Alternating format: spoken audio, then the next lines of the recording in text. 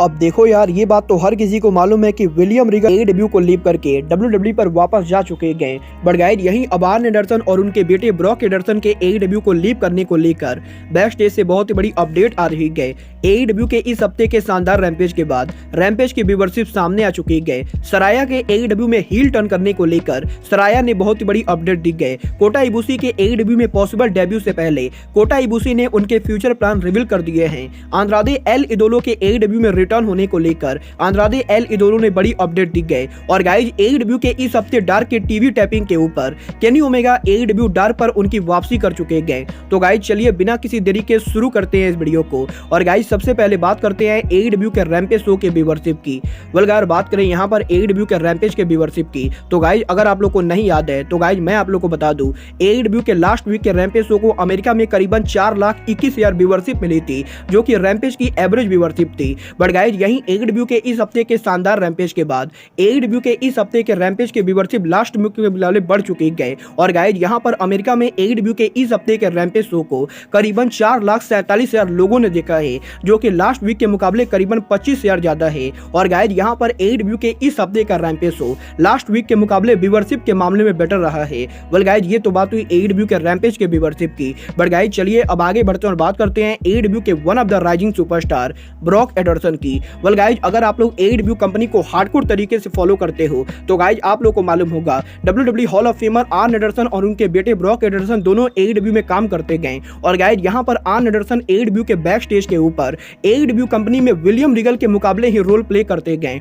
But guys, यहीं इस हफ्ते आर्न एंडरसन के लेटेस्ट इंटरव्यू के अंदर आर्न एंडरसन ने एडब्ल्यू कंपनी में उनके बुकिंग और एडब्ल्यू कंपनी में उनके कॉन्ट्रैक्ट को लेकर बात की गई, जहां पर आर्न एंडरसन का ये कहना है कि आर्न एंडरसन का एडब्ल्यू कॉन्ट्रैक्ट आने वाले 1.5 सालों के अंदर एक्सपायर होने वाला है। और गाइज, यहाँ पर आर्न एंडरसन आने वाले 1.5 सालों तक एडब्ल्यू कंपनी को लीव करके कहीं भी नहीं जाने वाले गए। बट गाइज, जहां तक बात रही आर्न एंडरसन के बेटे ब्रॉक एंडरसन की, तो गाइज यहाँ पर आर्न एंडरसन ने उनके ब्रॉक एंडरसन के बेटे के कॉन्ट्रैक्ट को लेकर काफी ज्यादा बैड न्यूज दे दी गई, क्योंकि गाइज यहाँ पर आर्न एंडरसन ने यह कंफर्म किया है कि ब्रॉक एंडरसन का एडब्ल्यू का कॉन्ट्रैक्ट आने वाले 5 से 6 महीनों के अंदर एक्सपायर होने वाला है। और गाइज, यहाँ पर अगर एडब्ल्यू कंपनी ब्रॉक एंडरसन को बढ़िया बुकिंग नहीं देती गए तो guys Brock Anderson possibly AEW company को लीव करेंगे, क्योंकि गाइज यहाँ पर आर्न एंडरसन को पर्सनली ये लगता है कि एडब्ल्यू कंपनी में अभी ऐसे बहुत सारे रेसलर्स हैं जिनको टीवी पर टाइम नहीं मिल पाता है। और गाइज, इसीलिए अगर ये रेसलर एडब्ल्यू को लीव करते गए तो गाइज इसमें ना तो एडब्ल्यू कंपनी की गलती गए और ना ही उन रेसलर्स की।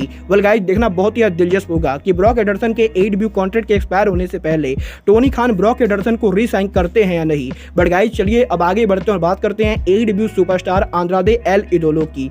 वेल गाइज, बात करें यहाँ पर आंद्रादे एल इदोलो की, तो गाइज जैसा कि आप लोग को मालूम है एडब्ल्यू डायनामाइट एनिवर्सरी के बैक स्टेज पर आंद्रादे और सैमी गुएरा के हुए फाइट के बाद टोनी खान ने आंद्रादे एल इदोलो को इनडायरेक्टली सस्पेंड कर दिया है। बट गाइज, यहीं आंद्रादे एल इदोलो के सस्पेंड होने के बाद आंद्रादे एल इदोलो ने रिसेंटली उनके इंजरी की सर्जरी कराई थी, जहां पर आंद्रादे एल इदोलो के सोल्जर सर्जरी कराने के बाद अभी इस हफ्ते आंद्रादे एल इदोलो ने उनके रिटर्न को टीज कर दिया है, जहां पर आंद्रादे एल इदोलो ने इस हफ्ते सोशल मीडिया के ऊपर जिम के अंदर से उनके पिक्चर को पोस्ट किया है। और यहाँ पर आंद्रादे एल इदोलो ने इस पिक्चर को पोस्ट करते हुए ट्वीट करके ये कहा है कि आंद्रादे एल इदोलो की इंजरी अब पहले के मुकाबले काफी बेटर हो चुकी है। और guys, Andrade L इदोलो wrestling industry पर उनकी वापसी करने के लिए एक बार फिर से उनकी ट्रेनिंग को शुरू कर चुके हैं। और गाइज, यहाँ पर जैसे ही आंद्रादे की ये इंजरी ठीक होती गई, आंद्रादे एल इदोलो एडब्ल्यू कंपनी पर उनकी वापसी करेंगे।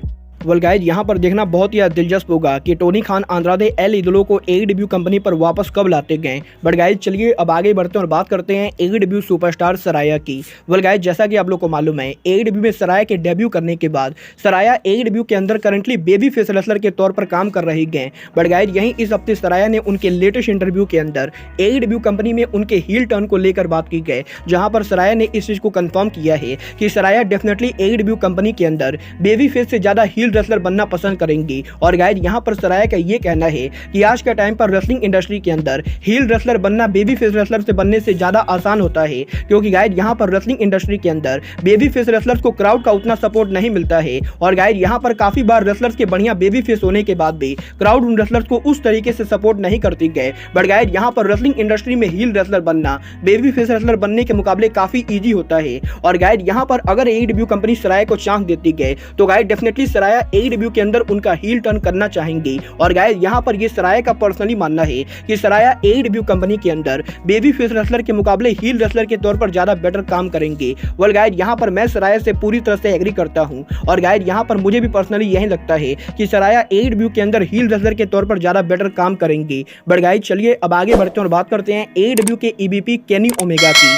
वेल गाइस बात करें यहाँ पर केनी ओमेगा की, तो गाइस जैसा कि आप लोग को मालूम है केनी ओमेगा के AEW फुल गियर पर रिटर्न होने के बाद केनी ओमेगा लगातार AEW के डायनामाइट शो पर कम्पीट कर रहे गए। बट गाइस यहीं अभी इस हफ्ते फाइनली करीबन 1.5 सालों के बाद केनी ओमेगा ने AEW के डार्क शो पर उनकी वापसी कर दी गई। और गाइस इस हफ्ते यूनिवर्सल स्टूडियो में AEW डार्क के टीवी टैपिंग के ऊपर केनी ओमेगा ने इंडिपेंडेंट रेसलर हगनी को फेस किया है। और गाइस इस हफ्ते AEW के डार्क शो के टीवी टैपिंग के ऊपर केनी ओमेगा करीबन 1.5 सालों के बाद पहली बार AEW के डार्क शो पर अपीयर हुए हैं। वेल गाइस यहाँ पर इस न्यूज को सुनने के बाद मैं पर्सनली बिल्कुल भी हैप्पी नहीं हूँ, क्योंकि गाइस यहाँ पर मुझे तो नहीं लगता है कि केनी ओमेगा को इस टाइम के ऊपर AEW के डार्क शो पर कम्पीट करना चाहिए, क्योंकि गाइस यहाँ पर आने वाले 10 से 12 दिनों के बाद केनी ओमेगा दुनिया के one of the biggest wrestling event NJPW के रसल किंगडम पर सेमी मेन इवेंट करने वाले गए। और गाइस टोक्यो डोम में मेन इवेंट करने से पहले केनी ओमेगा का AEW डार्क पर रेसल करना मेरे हिसाब से बहुत ही बेकार आइडिया है। बट गाइस जहां तक बात रही केनी ओमेगा की, तो गाइस जैसा कि मैंने आप लोग को ऑलरेडी बताया है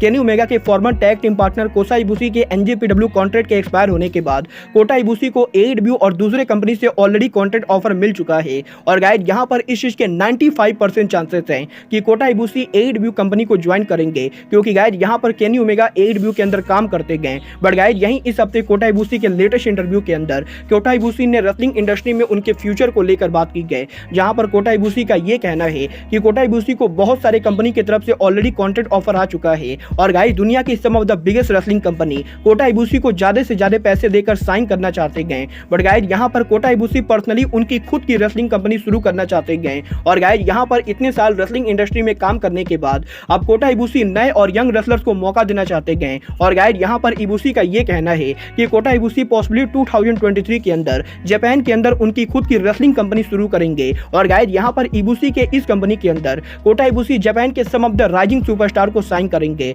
वेल गाइस यहां पर मुझे तो नहीं लगता है कि कोटा इबुशी को इस टाइम पर रेसलिंग कंपनी शुरू करनी चाहिए, क्योंकि गाइस यहां पर ये मेरा पर्सनल ओपिनियन है कि कोटा इबुशी को अभी 3 से और 4 साल और बड़ी बड़ी कंपनी पर काम करना चाहिए। बट गाइस यहां पर अगर इबुशी उनकी खुद की रेसलिंग कंपनी शुरू करने वाले गए, तो गाइस यहां पर इसका मतलब ये बिल्कुल भी नहीं गए कि कोटा इबुशी AEW कंपनी को ज्वाइन नहीं कर सकते गए। क्योंकि गाइस अगर आप लोग को नहीं मालूम है तो गाइस मैं आप लोग को बता दूं AEW के अंदर ऐसे बहुत सारे रेसलर काम करते गए जो कि इंडिपेंडेंट रेसलिंग पर अपनी खुद की रेसलिंग कंपनी चलाते गए। और गाइस इसलिए अगर कोटा इबुशी भी उनकी खुद की रेसलिंग कंपनी शुरू करते गए, तो गाइस इससे कोटा इबुशी के AEW को ज्वाइन करने में कोई भी प्रॉब्लम नहीं होगी। वेल गाइस आपको क्या लगता है कोटा इबुशी को AEW को ज्वाइन करना चाहिए या नहीं, आप लोग मुझे कमेंट करके बताइए। बट गाइस अब आज के इस वीडियो में बस इतना ही। मैं मिलता हूं आपसे अपने अगले वीडियो में। बट गाइस तब तक के लिए good bye, good night and bang.